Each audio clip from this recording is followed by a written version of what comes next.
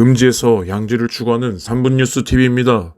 지금부터 여러분은 대한민국이 어떻게 이 지경까지 왔고 간첩 세력들이 어떻게 선동하며 또 국민들은 어떻게 선동당했는지 여러분들께 보여드리겠습니다. 지난해 10월 이후에 국내 반입이 중단됐던 미국산 쇠고기가 당장 다음 달부터 우리나라에 들어옵니다. 워낙 갑자기 벌어진 일이라 국민들의 혼란과 걱정이 이만저만이 아닙니다. 과연 미국산 쇠고기 정부 당국자들의 말대로 먹어도 되는 건지 김보슬 이충근 PD가 취재했습니다. Decides to import meat from these animals, then they share in the same risk.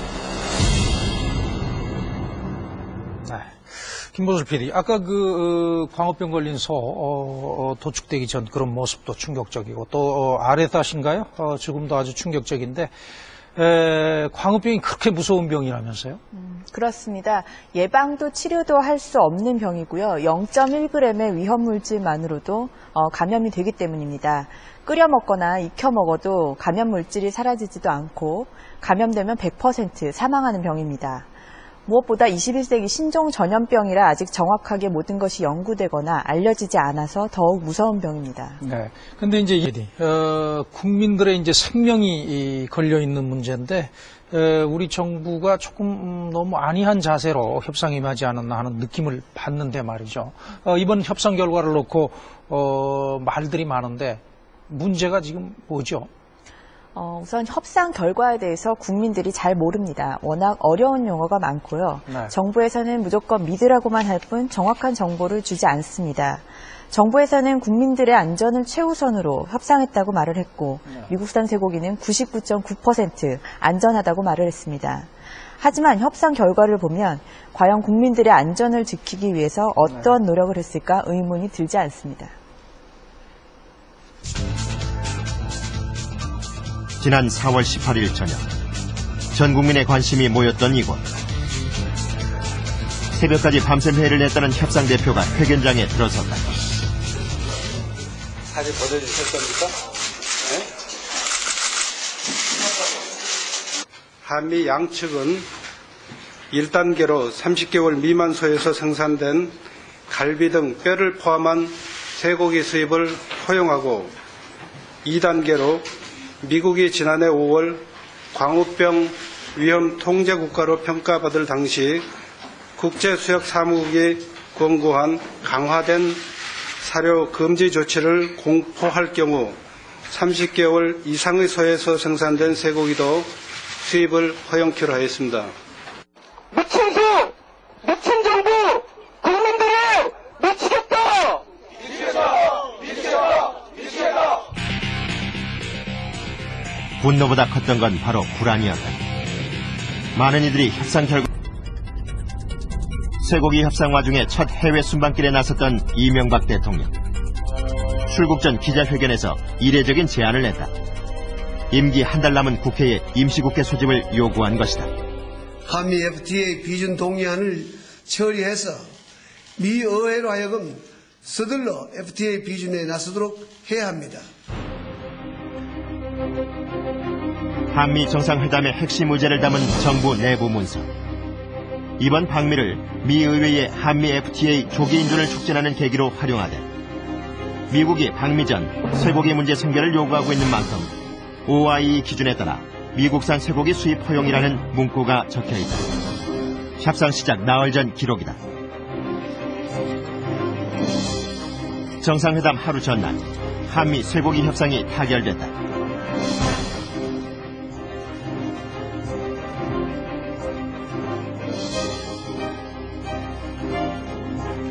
한국은 광우병 발생국인 미국 쇠고기를 수입하는 주요 국가 중 사실상 가장 먼저 전면 개방을 한 국가로 기록됐다.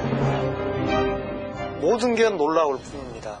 이런 중요한 결정이 이렇게 갑자기 이렇게 그 과정에 대한 공개 없이 그리고 그 결과가 이렇게 또 신속히 집행되는 정말 광우병 정책의 폭주라고 할까요? 타 협상의 구체적인 내용을 과연 대통령은 알고 있었을까요? 네, 역시 미국산 쇠고기 문제는 우리의 먹을거리를 넘어서 생명과 직결되기 때문에 정말 많은 분들이 문자 주셨습니다. 소개해드리겠습니다. 3097님의 글입니다. 우리는 안 먹으면 되지만 막 초등학교 입학한 아이들의 급식으로 나온다면 정말 끔찍하다라고 보내셨고요. 그리고 3216님, 미국인도 믿지 않는 미국을 우리나라님들은 너무 믿고 따른다는 점이 우려스럽습니다라고 보내셨습니다. 그리고 7969님의 글 볼까요? 싼 쇠고기를 먹을 수 있는 기회를 제공하는 것이 아니라 죽음의 쇠고기를 먹는 기회를 제공하는 겁니다. 라고 이런 글도 올려주셨네요. 다음 달 7일 국회에서 미국산 쇠고기에 대한 청문회가 열린다고 합니다. 그들이 어떤 이야기를 나눌지 끝까지 지켜보도록 하겠습니다.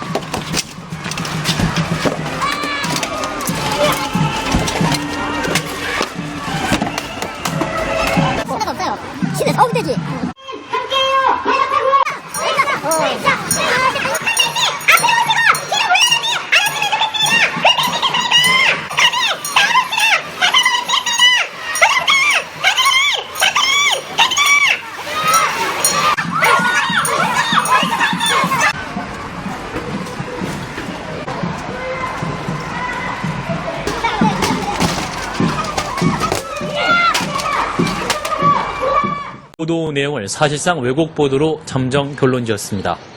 서울중앙지검은 오늘 오후 중간조사 결과 발표를 통해 PD수첩의 광우병 보도는 대부분 취재 사실과 다르게 왜곡하거나 의도적으로 편집했다고 밝혔습니다.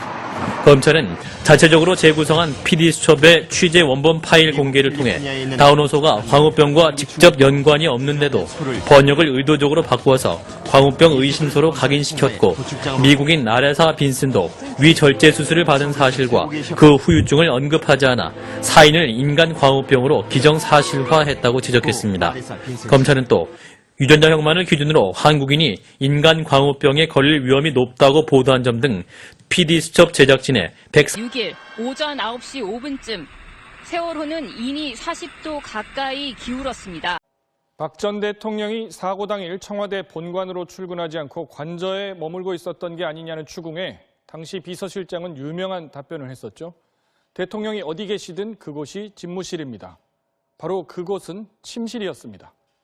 평일 오전 10시가 넘어도 전화를 받지 않아서 비서관이 가보니 침실에 있었습니다. 12분. 박 전 대통령은 김장수 전 실장에게 전화로 단 한 명의 인명피해도 없도록 하라는 최초 지시를 내립니다. 이미 세월호 사고가 발생한 지 1시간 반, 승객들을 구할 골든타임도 지나버린 시각이었습니다.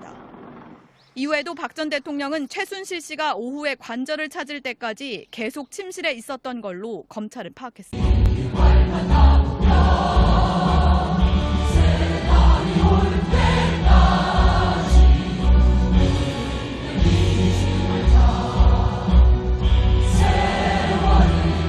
네, 오늘 5.18 기념행사 반쪽 행사 논란 한가운데 있었던 게 바로 노래, 임을 위한 행진곡이었습니다. 이 노래는 민주화 운동을 기리려고 만들어졌지만 북한의 대남 선전 영화에 삽입되면서 큰 논란이 된 적이 있습니다. 어떤 노래인지 이미지 기자가 보도합니다. 지금부터 2016 헌마 1 대통령 탄핵 이 사항들은 탄핵 소추안을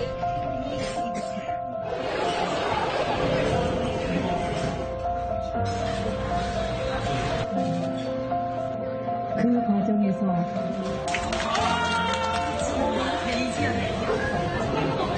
대통령 박근혜를 파면한다.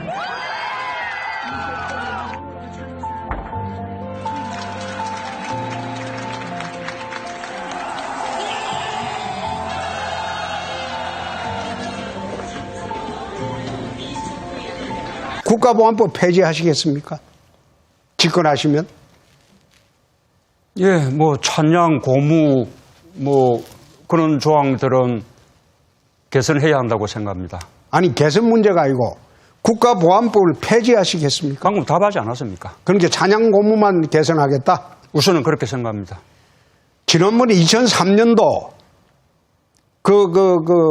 기무사령관 불러갖고 폐지 요구를 한 일이 없습니까? 그런 적 있습니다. 없어요. 기무사령관에게 지시한 적은 없고 예. 그때 열린 우리당에서 국가보안법 폐지를 위해서 노력한 바가 있었죠. 아니 2003년 여름에 청와대의 노무현 대통령하고 문재인 민정수석이 송영건 기무사령관을 불러가지고 저녁을 먹고 난 뒤에 기무사령관 보고 국가보안법 폐지하는데 앞장을 서라 이래 요청한 일 없습니까? 글쎄요, 무슨 기무사가 할 일이겠습니까? 아, 기무사가 그래 요청한 기무사령관한테 요청한 일이 없습니까? 열린 우리당이 국회에 폐지 법안을 제출했죠. 그러니까 문 후보는 전혀 관여한 일 없습니까? 왜 관여 안 했습니까? 아니. 저도 그런 상황 알고 있었죠.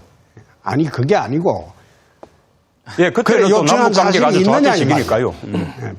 그러면 집권하시면 찬양 고무죄 외에는 그대로 존치하시겠네요. 저는 그 시기에 그 국가보안법 7조 그거 이렇게 폐지하는 쪽으로 그때는 여야 간에 좀 의견이 모아졌었는데 그렇게 못했던 것이 굉장히 아쉽게 생각합니다. 전체가 아니고. 정치는 타협 가능한 범위 내에서 해야 되는 것이죠. 그럼 국가보안법은 집권해도 폐지 안 하겠네요. 일부 조항만 개정하고. 뭐 이미 답했으니까요. 예. 국가보안법 물어보시니까 제가 물어보면 간단히 북한이 주적입니까? 북한이 우리 주적입니까? 주적. 그런 규정은 대통령으로서는 할 일이 아니라고 생각합니다. 아니, 아직 대통령 안 되셨으니까. 지금 그래도 생각 대통령이 될 사람이죠. 아니, 대통령은 앞으로 대통령 남북 관계를 전에, 풀어가야 될 사람이에요. 대통령 되시기 전에 우리나라 대한민국 국방부 북방백서에 북한군은 우리 주적이다 이래 나오는데. 국방부로서는 할 일이죠. 그러나 대통령이 할 말은 아니라고 봅니다. 아니, 문 후보님께서 지금 대통령 벌써 되셨습니까? 그렇게 강요하지 마시죠. 왜냐하면 강요가 아니라 우리 유 후보님도 마찬가지로 대통령이 되시면 남북 간 문제를 풀어가야 될 입장이에요. 필요할 때는 남북 정상회담도 필요한 아닙니다. 것이고 대한민국 정부... 그래서 국방부가 할 일이 있고 예. 대통령이 할 일은 따로 있는 것이죠. 아니, 대한민국 정부의 공식 문서에 북한군이 주적이라고 나오는데 대한민국 국군 통수권자가 북한군을 주적을 주적이라고 못한다? 그거 말이 되겠습니까? 저는 입장을 밝혔습니다. 예. 그러니까 주적이라고 말씀 못 하신다. 제 생각은 그러합니다. 아니, 주적이라고 말씀 못 하신다는 거죠? 대통령 될 사람이 해야 될 발언은 아니라고 봅니다. 알겠습니다. 안철수. 네, 제가 뭐 국가보안법 얘기를 하셨기 때문에 제가 이어서 좀 묻겠는데요. 노무현 전 대통령께서는 국가보안법은 박물관에나 보내야 될 구시대의 유물이다 이렇게 이야기를 했습니다. 왜 폐지하지 못합니까? 국가보안법 왜 폐지하지 않으시려고 합니까? 폐지에 반대한 적 없습니다. 그럼 폐지를 하신다고 하셔야죠. 여야 간의 합의가 7조 폐지 쪽에는 모아졌으니 그거는 몇 년 전 얘기 그것은 아닙니까? 했으면 좋겠다는 것이죠. 몇 년 전 건 참여정부 때 얘기고요. 그렇죠. 대통령으로서 자기 소신을 밝혀야 되지 않습니까? 제 입장 그렇습니다. 제 입장은 지금 남북관계가 엄중하기 때문에 말하자면 여야 간의 의견이 모일 수 있는 범위 내에서 국가보안법을 개정하자는 것, 그것이 제 생각입니다. 그러니까 국가보안법이 북한을 이롭게 하는 반국가 단체를 처벌하는 것인데 그것을 하지 말자는 것이 아니라 그것은 형법의 내란죄, 외환죄로 다 처벌이 가능하기 때문에 그동안의 국가보안법은 민주화를 위해서 싸운 사람들을 억압했던 악법이기 때문에 폐지해야 된다는 것이 민주당의 당론이었고 또 저희 당의 그 입장이었습니다. 논의조차도 이제는 좀 남북 관계가 좀 다시 좀 풀리고 남북 관계 긴장 관계가 해소되고 적어도 대화 국면에 들어갈 때 저는 할 이야기라고 봅니다. 아니, 그러니까 국가보안법 폐지를 언제 할 거냐를 물은 게 아니고요. 폐지하실 건가를 물었습니다. 국가보안법이 그 악법이 아니시란 얘기예요, 그러면? 주장할 시기가 있는 것이죠. 아니, 지금 대통령 되실 분들의 입장을 묻는 자리인데 그 시기 얘기를 좀 지금 동서답을 이 하시면 안 시기에 되죠. 지금 묻는 거 아닙니까? 국가보안법이 악법입니까, 아닙니까? 아까 악법 요소가 있다고 말씀드렸잖아요. 악법이면 폐지하셔야 되죠. 7조 합의되는 부분 개선하자고 말씀드리지 않았어요? 문재인 후보님 시간이 다 노무현 전 예. 대통령께서 그 구시대 유물로 박물관에 보내야 된다고 했는데 못 보내셨는데. 당선 예측 시스템 디시전 K는 문재인 후보의 제19대 대통령 당선을 확정했습니다. 오늘 오후 북한이 비무장지대 내 감시초소 GP 10곳을 동시에 폭파했습니다. 남북은 이달 말까지 20개의 감시초소를 모두 철거하고 다음 달에 상호 검증할 예정입니다. 이지수 기자입니다. 국방부는 공동 유해 발굴을 위해 강원도 철원 화살머리 고지에 조성 중인 최대폭 12m짜리 남북 전술도로가 모레 연결될 예정이라고 밝혔습니다. 기존의 경의선과 동해선 말고 중부전선 군사지역을 연결하는 도로가 생기는 건 정전 이후 65년 만입니다. 문재인 대통령이 다음 주 UN 총회에 참석해 한반도 평화 프로세스에 대한 기조연설을 합니다. 이 자리에서 남북이 공동으로 비무장지대 지뢰 제거에 나서자고 제안하는 방안이 유력하게 검토되고 있습니다. 베이징대 학생들을 상대로 강연을 했습니다. 중국몽, 즉 중국의 꿈을 함께 꾸겠다고 말했습니다. 베이징대 강연에서 시진핑 주석의 중국몽을 함께 하겠다고 했습니다. 중국몽이 중국만의 꿈이 아니라 아시아 모두 나아가서는 전 인류와 함께 꾸는 꿈이 되길 바랍니다. 중국을 높은 산봉우리 대국이라 표현했습니다. 높은 산봉우리가 주변의 많은 산봉우리와 어울리면서 더 높아지는 것과 같습니다. 이들의 활동 내역이 현재 논란입니다. 아시다시피 문재인 대통령 대선 캠프 선대위에 특보를 맡았었기 때문입니다. 함께 보시죠. 자, 그뿐만이 아닙니다. 문재인 대선 후보 선대위 노동특보단에 참여해서 문재인 후보를 지지선언한 바도 있고 북한의 통일 밤 묘목 보내기 운동을 위해서 여당의 중진 의원을 너무나도 유명한 의원을 접촉한 사실도 알려졌고 윤석열 검찰총장 탄핵 촉구 광고비 400만 원 모금 운동을 이들이 펼쳤던 사실도 오늘 중앙일보 등이 보도하고 있습니다. 그리고 김일성의 회고록 세기와 더불어 저거 지금 판매 금지됐어요. 이적물이죠, 저거. 읽기 운동까지 벌였다라고 하면 여러분, 이것 외에도 문재인은 원전을 북한에 지어주려 한 것도 있고 중국산 태양열 패널과 너무나 많은 것들이 지금 우리 대한민국을 망치고 있습니다. 그런데 정말 문제가 무엇인지 아나요? 국민들이 알면서도 아무것도 못하고 있다는 겁니다. 그저 다음 대선 때까지 문재인이 나라를 망쳐놓고 있는 거 손 놓고 구경해야 됩니다. 이렇게 영상으로 까거나 국민청원 페이지에 올려 청원 동의하기 바쁩니다.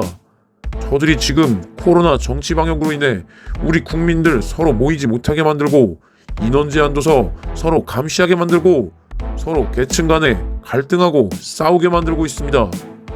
이제는 우리 국민들이 예전처럼 광우병이나 촛불 집회 같은 것에 선동되지 않으니 모든 언론은 이미 장악당해서 지금 청주 간첩 사건을 공중파에서 보도하고 있잖아요.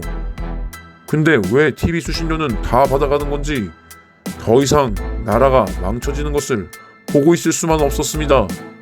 다음 대선은 당연히 교차되어야 하고 문재인이 잘못한 건 처벌받아야 합니다. 정말 문재인이 잘한 게 있다면 한 번도 경험해보지 못한 나라 경험하게 해줘서 너무 고맙다. 이 3분 뉴스 TV였습니다. 구독과 좋아요는 영상 제작에 큰 힘이 됩니다. 감사합니다.